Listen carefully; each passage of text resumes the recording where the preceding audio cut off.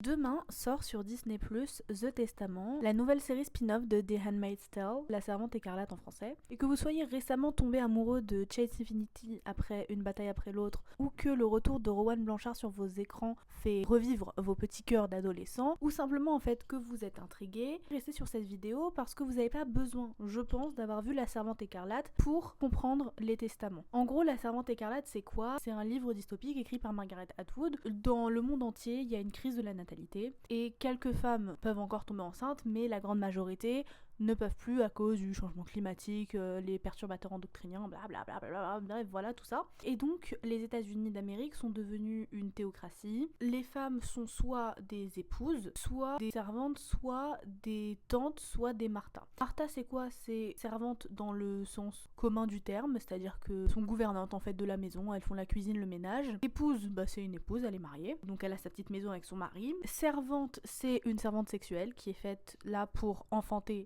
des enfants pour un couple et qui change de famille en famille, et à chaque famille elle se fait violer tous les mois par le mari et la femme. Et tante, c'est les femmes qui gèrent les centres de formation pour les servantes sexuelles. Et puis il y a aussi les commandants qui sont les dirigeants, quoi, les dictateurs, l'élite de ce pays. Et donc dans la série on va suivre une jeune femme qui s'appelle June et qui devient servante, donc servante sexuelle, et qui est placée dans une famille, et on va la suivre pendant 5 saisons. Elle essaye de retrouver sa fille parce qu'elle avait déjà eu un enfant, mais comme je crois qu'elle était pas mariée ou elle avait trompé son mari, enfin bref, il y avait une histoire comme ça, elle a été punie en étant servante, parce qu'en gros si t'étais une femme pure, tu pouvais devenir juste une épouse avec ton mari, mais son mari s'était enfui au Canada, elle était coincée aux États-Unis et donc elle est devenue servante parce qu'elle pouvait enfanter, et sa fille a été placée dans une autre famille. Donc on va la suivre pendant 5 saisons où elle va se retrouver malgré elle en plein cœur d'une révolution.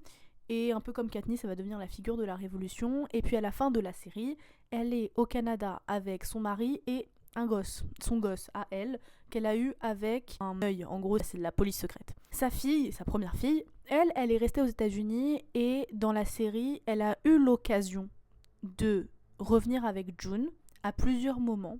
Et on lui a tellement lavé le cerveau qu'elle a choisi, bon, elle avait 8 ans genre au début, donc elle pouvait pas vraiment en choisir, mais elle a choisi de rester avec sa famille d'adoption. Je continue dans une partie 2.